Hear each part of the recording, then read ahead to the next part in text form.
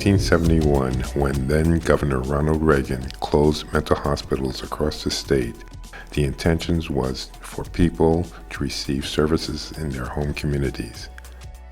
However, funding was not provided to those communities to provide those services, and a large number of mentally ill homeless people started to appear on our streets. The TV was filled with news. I remember being there in the front room of the shelter watching all the news.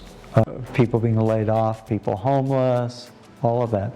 That to me was when we actually began to see more folks that you could say, these folks don't have a place to go. A group of volunteers from Berkeley's Jewish community came together to form a small outreach response, talking to people on the street, referring them to health clinics, helping them apply for income benefits, and doing whatever they could to fill the gap. I first heard about the organization that became BOSS back in the day when it was Berkeley Support Services. And I had been living in a little apartment on Addison Street that, in the way of a world, I ran out of money and couldn't find a job and was looking for a place to stay. I think the only other programs for homeless folks were the traditional missions in Richmond and in Oakland. There were no other programs at that time. In 1975, the small nonprofit merged with the Berkeley Youth Hostel to open the first shelter for mentally ill homeless in the state. I was originally a client, and that's actually been a long, long time ago now, thank goodness. At the time, I actually had a daughter that was about 7, and then I was kind of on my own to, find a place to stay by myself. So when that really didn't happen, I did check in with BOSS, and I stayed there for probably pretty close to a year.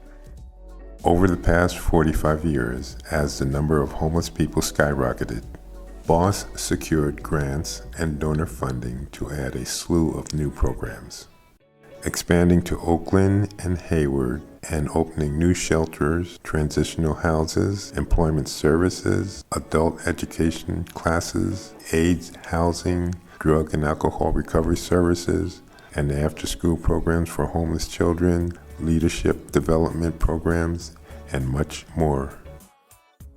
Even though I technically, even today, do not have a job, I do still work. I do feel that I'm just as important as everybody else is, and the fact that somebody doesn't have a job or doesn't own a house does not mean that they're laying at home every day eating bonbons. BOSS's impact is broader and deeper than emergency assistance. An integral part of BOSS's DNA has always been community and economic development, rebuilding communities by giving individuals and family the tools they need for lasting self-sufficiency. I've been with BOSS for almost 2 years now. I started out as a client. I lived at 8th Street Shelter in Hayward.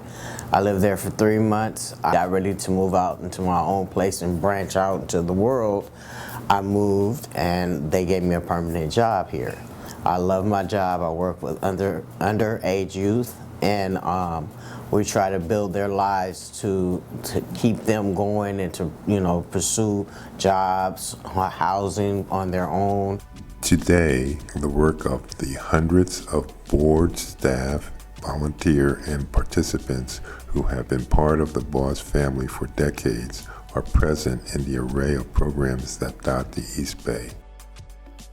True to our DNA of community and economic development, today, BOSS is expanding in the field of reentry, integrating formerly incarcerated individuals into our communities through education, employment, and positive community relationships.